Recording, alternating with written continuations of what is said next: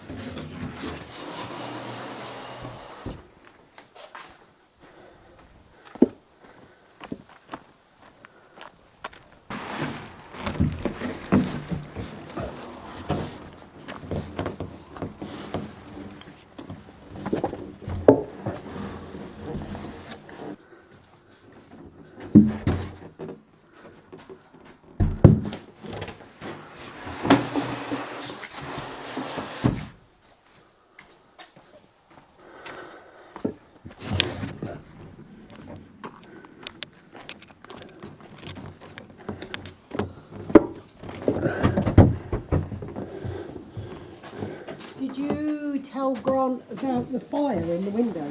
Yep. What did he think about that? I just said, just be careful not to put the flue too close to the window. It'll be double insulated, so it's fine.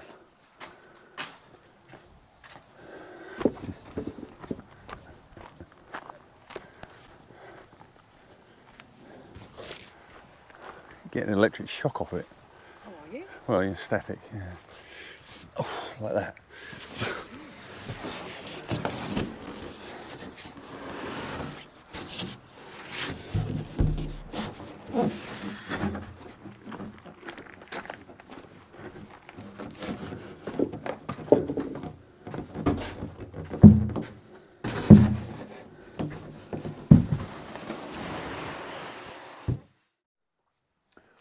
Oh, folks, so that's all the all the insulation in. Glad I did get it in because it is starting to rain now.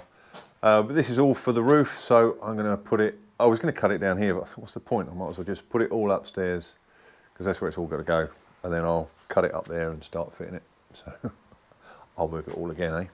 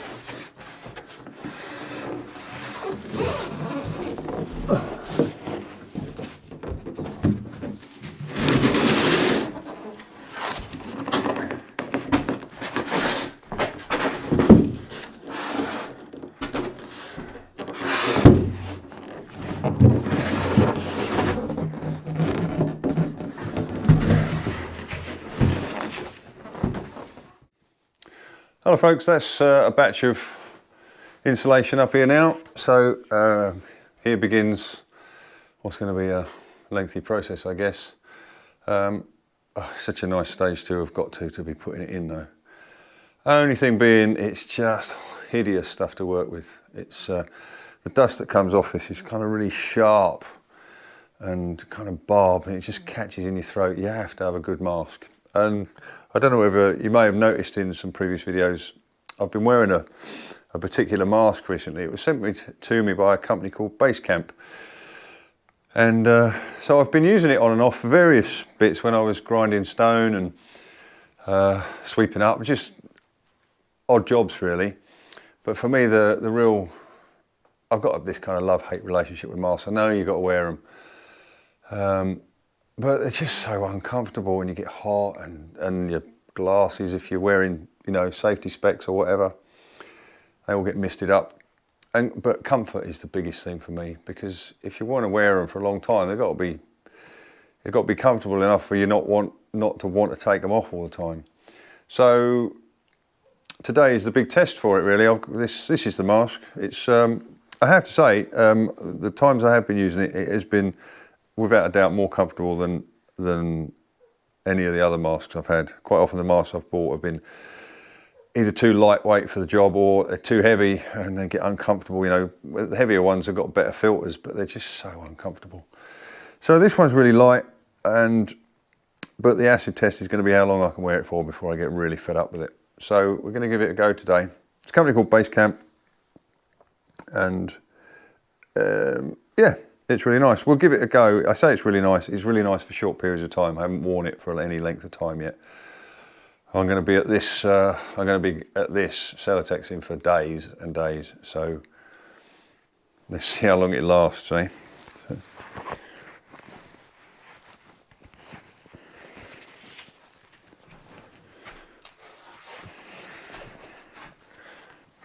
So I've already marked out this first piece of Celotex. You will have to forgive me calling it Celotex. I've mentioned it before. It's just the name I've always known it by. It's not Celotex, it's Rectacel. It's all the same stuff.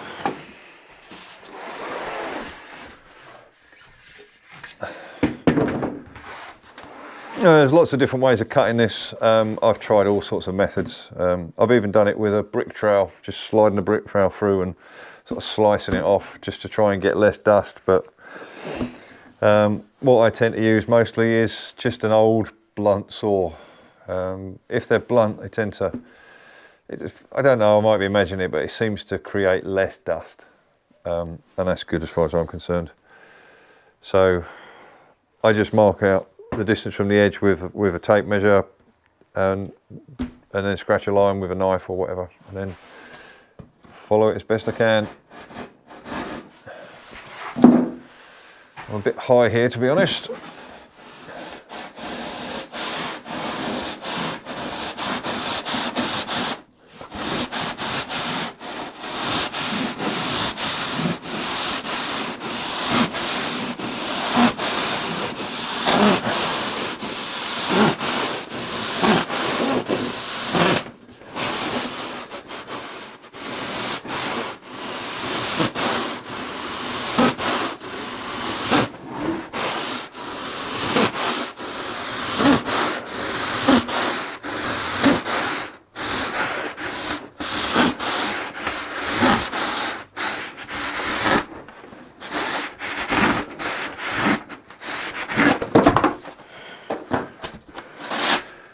Just to try and keep the saw as upright as you can.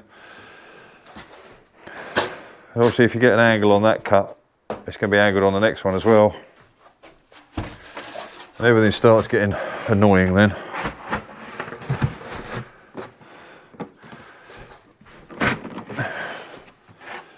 Yeah, that should be all right.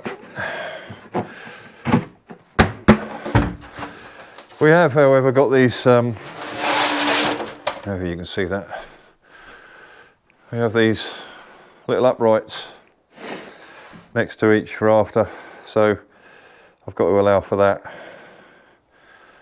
and cut a notch in the bottom to allow for it.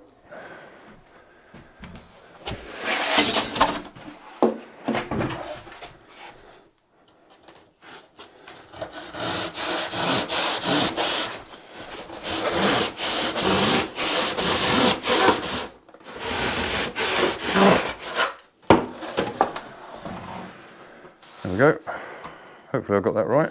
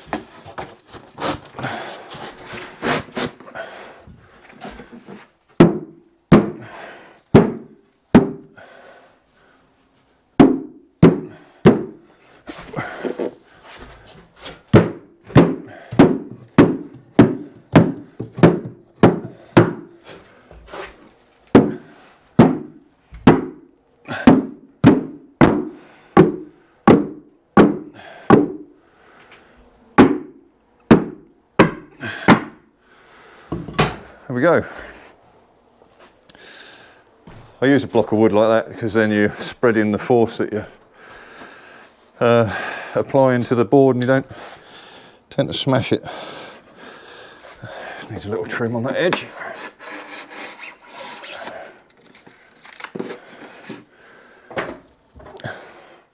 Just worked out a treat around that upright.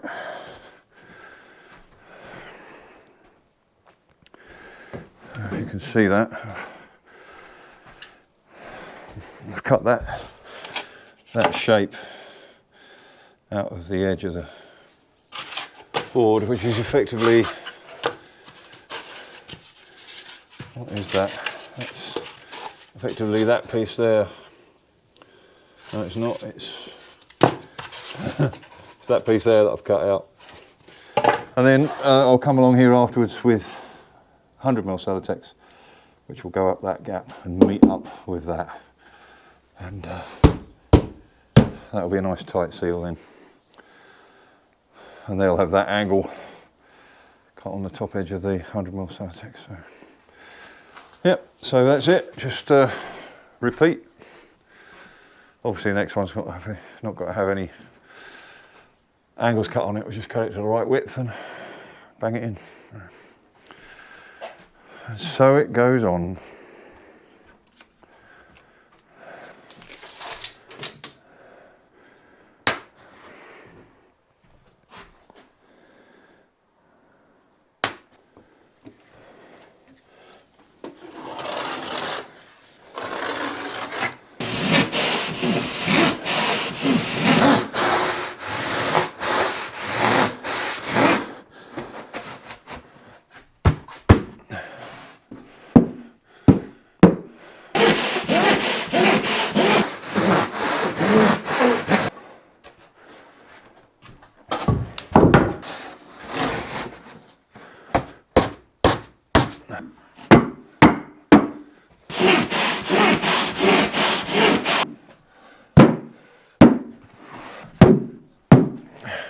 A little trick, if you've cut it a bit tight like I have there, if you can get the saw in and run it in along the side of the joist.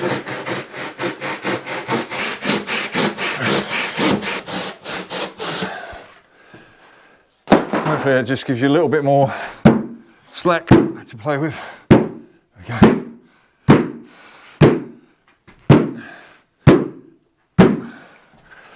I'd rather it was tight and have to ram it in than it'd be all loose and falling out.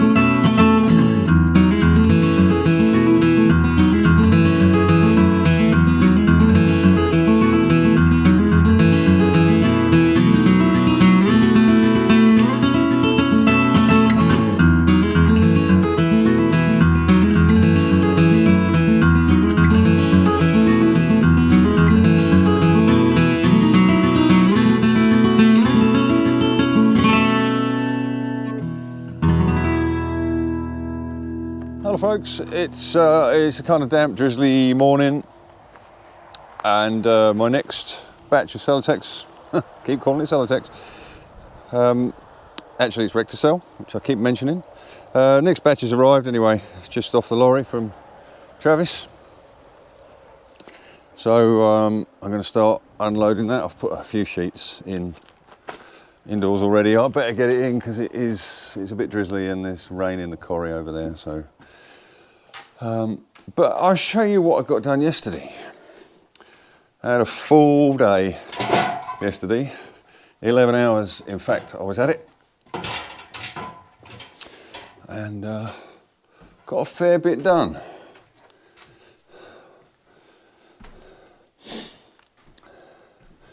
This is all the 150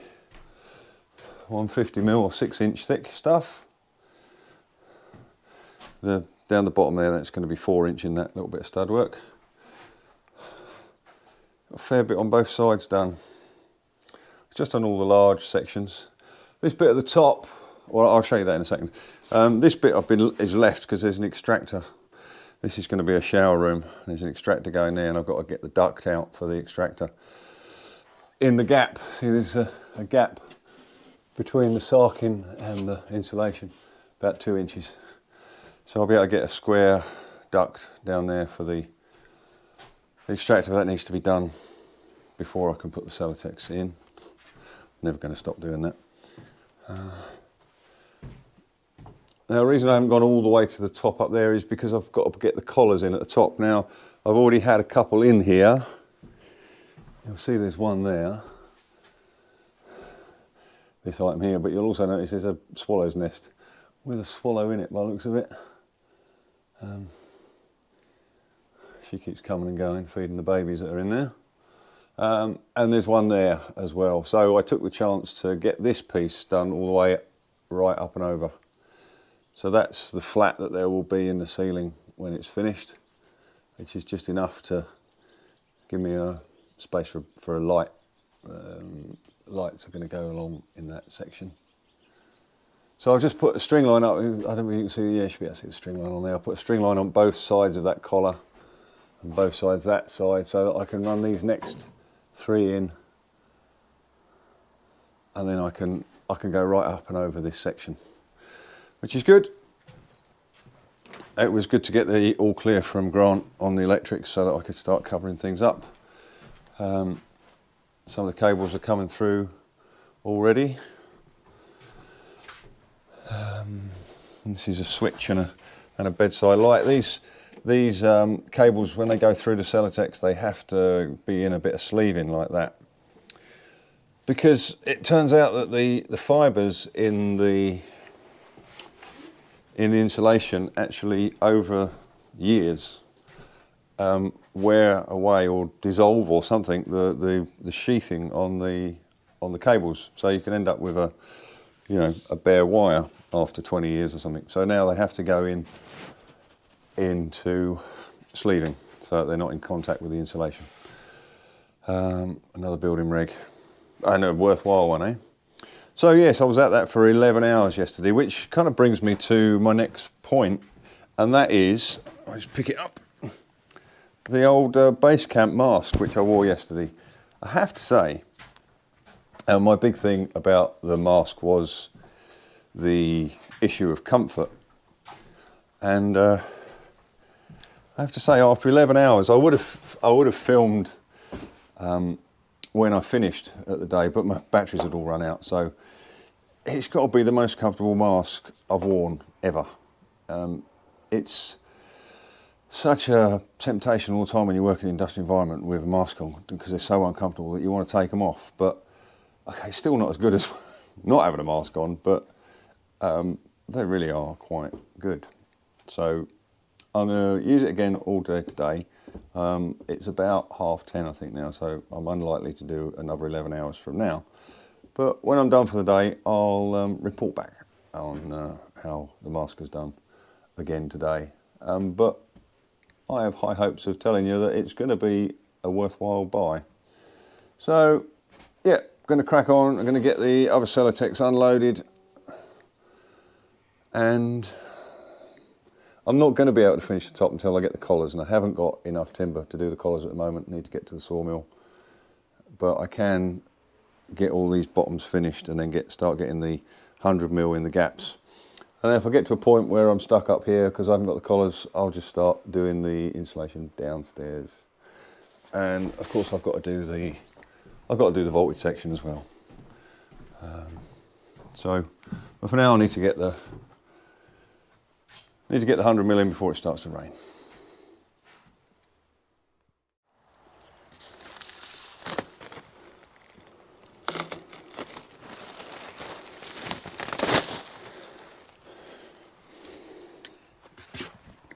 Son of a bitch.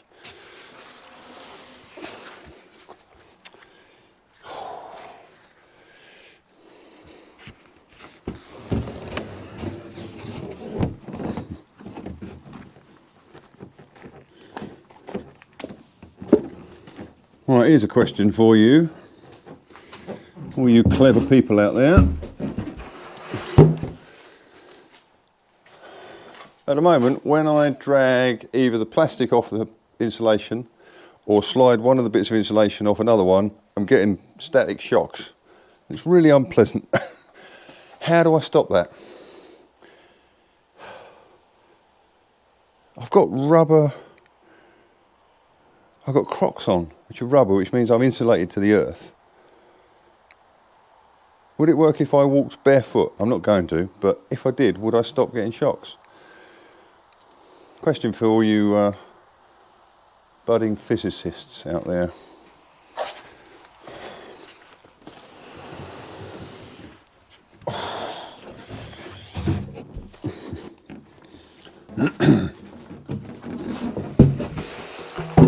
So over at the sawmill, we've kind of got a WhatsApp chat group, been going for ages now, and where we organise various things that we're doing. So I think what I'm going to do is I'm going to send a message to that group. They're a very clever group of chaps, and I'm going to ask them that question. We'll see what comes back. I have no doubt whatsoever that Rob will come up with the answer. My bet is it will be Rob, closely followed by Dave, depending on whether Jock's at work or not. I'll report back. Oh, I think I've just come up with my own answer. Rubber gloves. Why didn't I think of that before?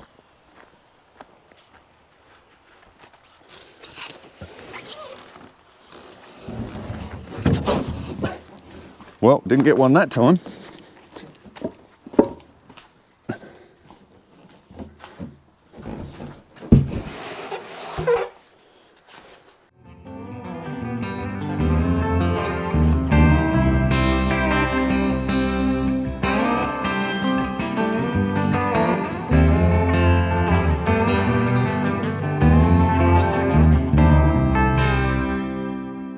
Oh, there we go. The old rubber coated work gloves. That did the trick. Right, I'm going to get the collars on upstairs now.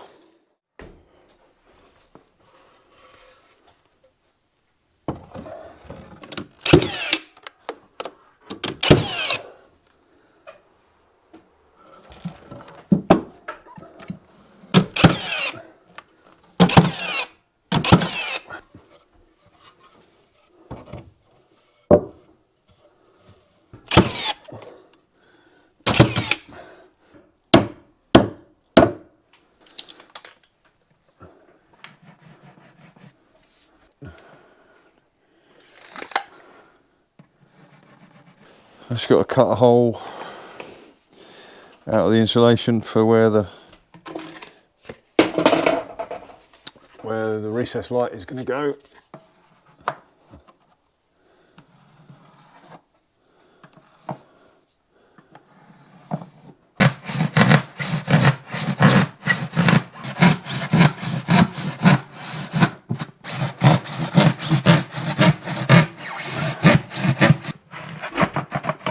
There we go.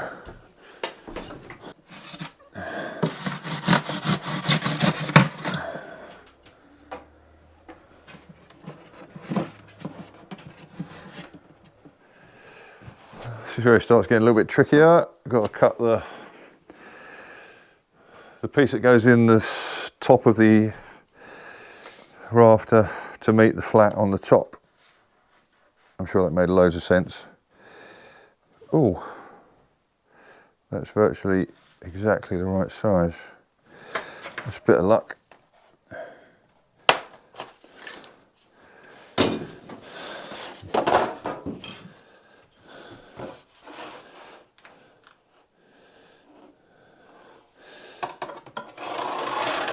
Only a tiny bit to cut off there, but we've got to go at an angle. We know what the angle is.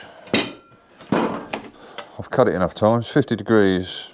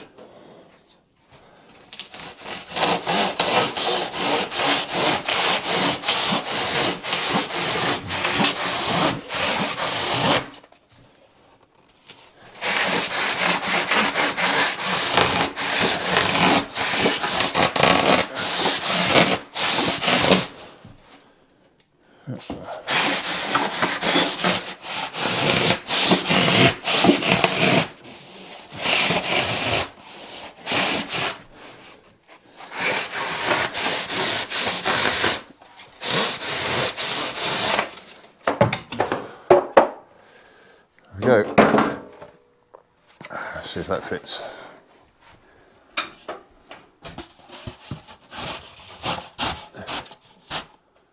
Oh, you little beauty.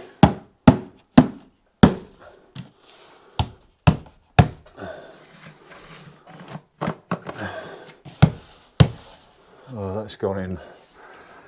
An absolute treat. I tape all these joints at the end. I did that one yesterday to see what it all looked like. I'll get that taped. So now I've got to do the same this side. We'll cut the 498 first.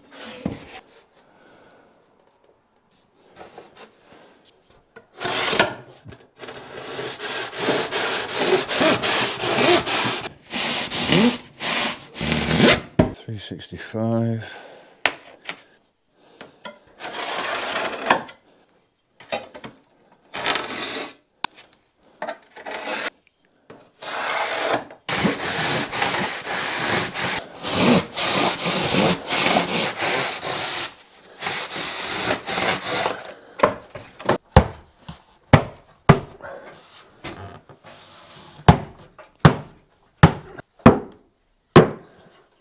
Happy with that.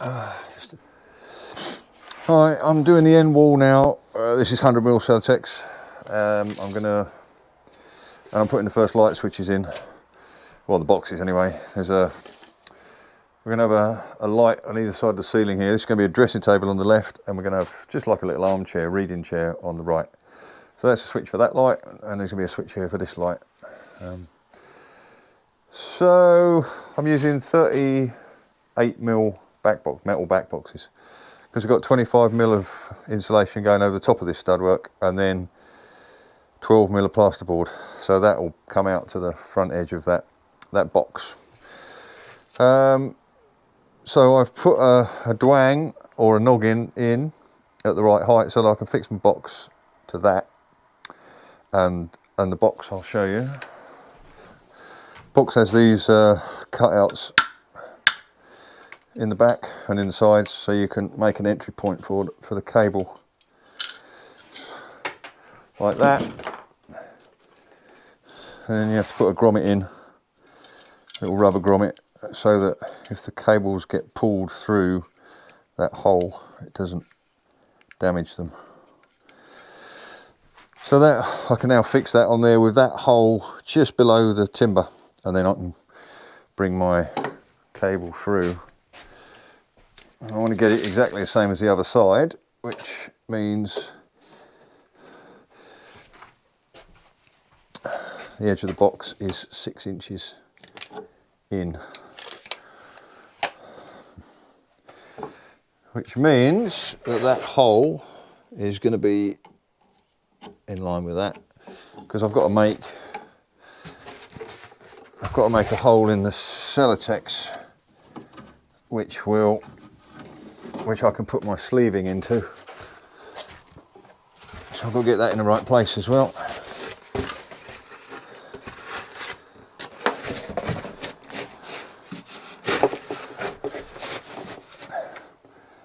That's going to be about there.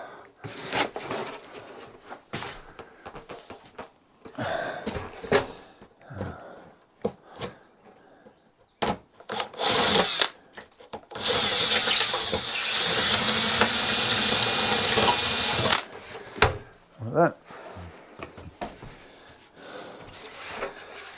Push a bit of sleeve through. It's a bit long, that bit. Just put another bit through and cut it off the right length.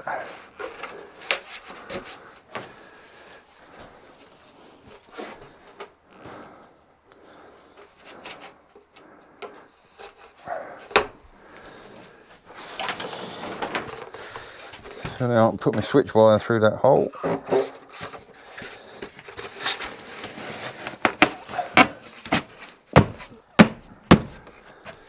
Bash that into place.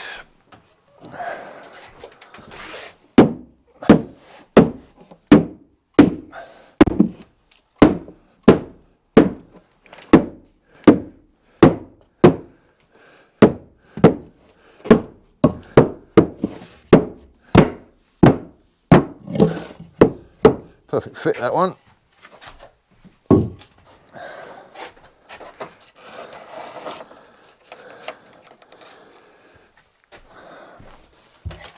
Now I can put my box in there, line it up with that sleeve.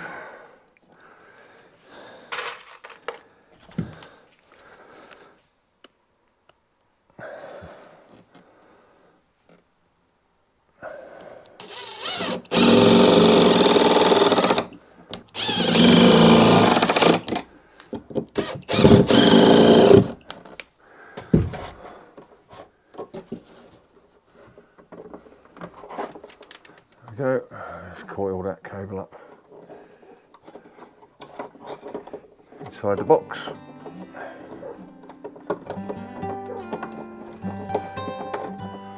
There we go.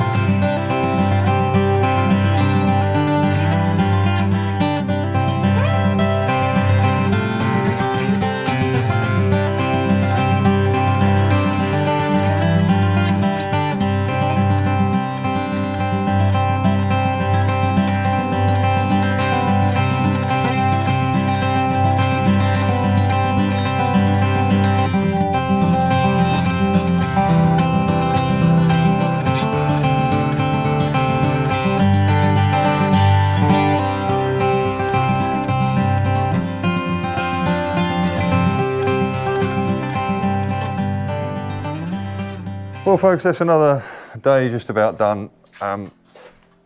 Pretty pleased with what I've got done here. Up and over there as far as I can.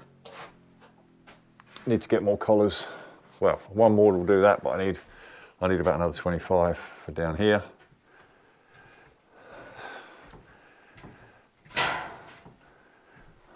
Feeling so different up here now. And this end wall is done. Complete with light switches, well, back boxes for light switches and sockets, both sides. That's a nice stage to have got to. Here come the dogs. So anyway, that's turned into a beautiful day. Look at that. Glorious out there.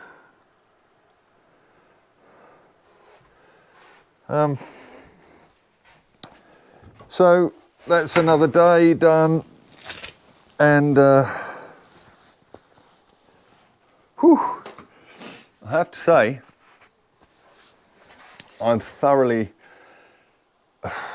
dusty. I'm thoroughly impressed with the dust mask. When Basecamp sent it to me, which is a long time ago now, I said I'd be happy to use it in the videos and just give an honest opinion of it. I'm not doing some kind of promotional review. I'm just using it and telling you how I feel about it. And I've got to say, it is without doubt the most comfortable mask I've worn. I've had it on for 2 days now, and I am in a bit of a need of a shave. So once this is all gone, it'll be even more comfortable. It's probably the only part of it that was a bit annoying, was that it was rubbing on the side of my face, but it's my beard. So I would highly recommend these. I'm going to put a link in the description, and I'll put it on the screen as well, where you can get these. And also, when I'm a bit tidier and I'm not covered in dust, I'll just go through the components of the mask and show you how the filters change, which I have to say is a little bit fiddly, but then, you know, you can't have everything. It's quite a precision thing really to keep the dust out of this. And I have got back to Basecamp and said to them that on the packet it does say it's regular size, and which fits most. I think it could do with being a tiny bit bigger. I've got a big head, so the distance from the top of my nose to below my chin is maybe a little bit more than some. So they've taken that on board, and we'll see whether they produce anything slightly bigger. But I think 99% of people this would be fine for. So I'll put this link in the description and give you a go through the ins and outs of it when I'm clean. Another day done. Lovely.